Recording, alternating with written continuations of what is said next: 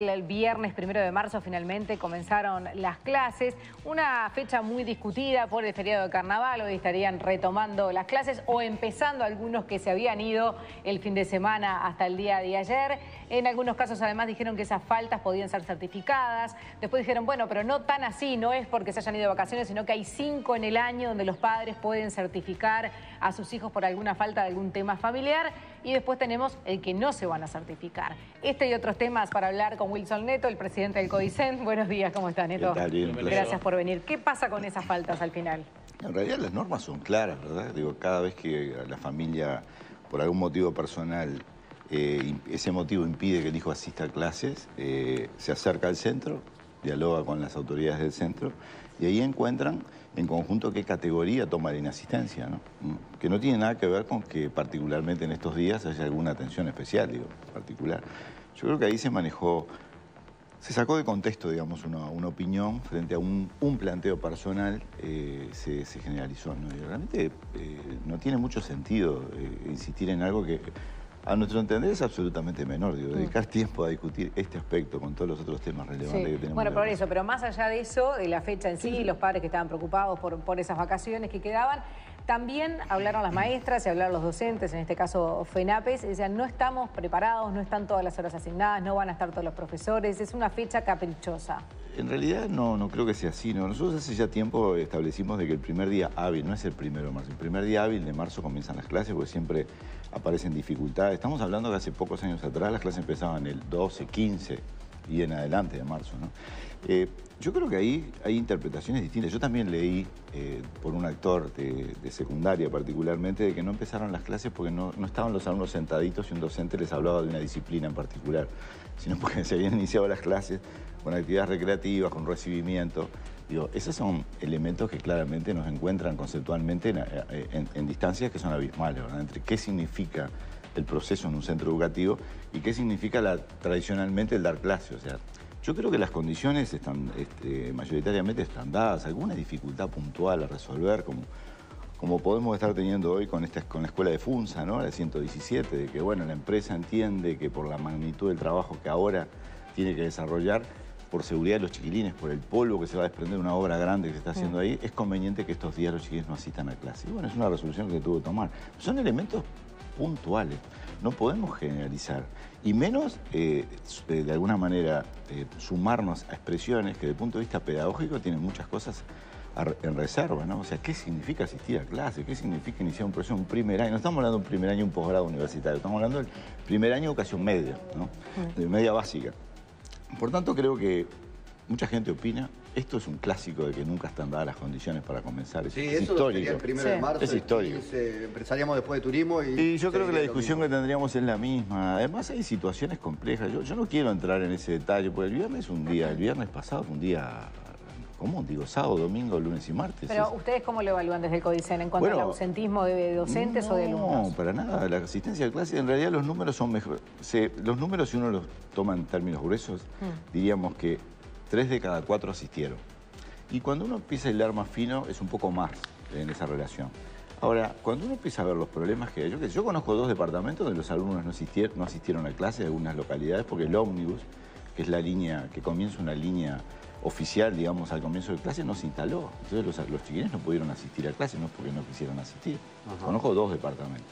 Digo, seguramente en el correr del día de hoy vamos a enterarnos de otros elementos. O sea que, en definitiva... ¿En qué departamento pasó eso? Maldonado, particularmente. Maldonado y algo en Rivera. Y hay una decisión de contrariar la postura de la NEP, es un tema de gestión, de los servicios departamentales, porque capaz que no, Maldonado podría ser priorizando el turismo. De determinadas localidades de Maldonado que se ponen al inicio de clase y que las cosas se ve que a nivel gubernamental no se resolvieron. ¿Por qué no se atendió especialmente en esta oportunidad el pedido del Ministerio de Turismo? No, en realidad se discutió, se vieron los pormenores, se analizó la situación. Yo lo digo y es honesto, la única persona que inició una gestión en el CODICEN para reconsiderar este tema fue la señora ministra de Turismo, Bianchi Chichán, esa es la realidad. Sí. Se trasladó al Consejo, se discutió con todos los directores generales y se entendió que en realidad estaban dadas las condiciones y de alguna manera las dificultades que podrían incidir, digamos, en trasladar eso al día miércoles, porque el problema más grande de las familias que tienen libre realmente la semana son estos 3 días que vienen ahora, ¿no? Miércoles, jueves y viernes. Esa es la dificultad. ¿Se puede haber empezado hoy, por ejemplo, formalmente?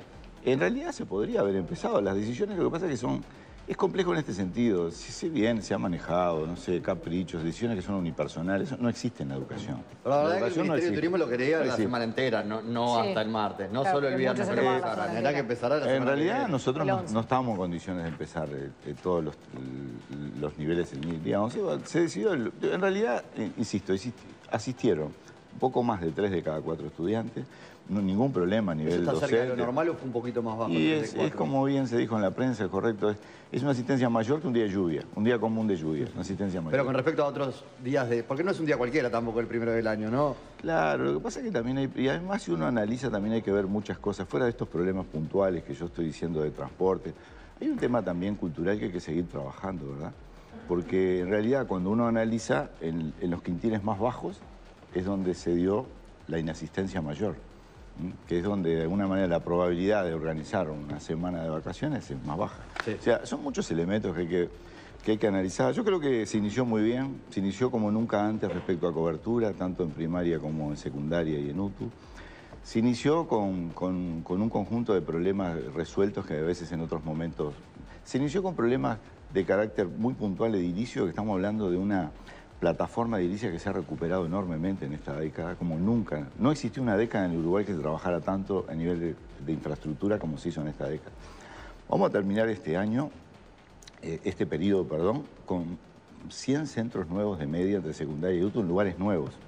No estoy hablando de edificios viejos que se hicieron nuevos, que son muchísimos más. Estamos hablando de escuelas que van ampliando la modalidad de tiempo extendido, tiempo completo. El caso de la escuela 117, que hoy no hay clase hoy, mañana y pasado, es una escuela que pasa a tiempo completo, que estaba planificada la obra, pero la empresa entiende que la magnitud y la generación del desprendimiento de algunas de las partes de mampostería generaría cierta situación, no de riesgos físicos solo por estar, sino el polvo que generaría. que no es respiren. conveniente que los alumnos así. Son obras importantes. De esas obras, ampliaciones y bananas, estamos hablando de 2 por semana y todavía no comenzaron a estar las obras por PPP. O sea que aquello que habíamos anunciado 2 horas por semana con PPP, en realidad lo estamos cumpliendo sin las 159 horas que comienzan este año por participación público-privada. O sea, es un impacto enorme, enorme. Digo, si dejamos todos los titulares que a veces tenemos en educación que son desgastantes, objetivamente para el Uruguay es un orgullo, para el Uruguay dejar una infraestructura que permita realmente universalizar la educación media. Esto era un deseo, una aspiración, no era un lugar físico donde sentarse, si la gente realmente quería ir a estudiar. Esa es la realidad. Ese problema queda resuelto en este periodo y bueno, y seguiremos discutiendo como siempre y analizando cosas a corregir. Ahí hay un dato Pero eso no distrae. Lo que pasa es que este tema, ustedes recuerdan, 2012, octubre de 2012, el escándalo que teníamos con el tema de infraestructura. Bueno, no tenemos más ese problema. Hay muchos problemas que teníamos tiempo atrás, que ya no tenemos más, no hablamos más, afortunadamente, de ellos.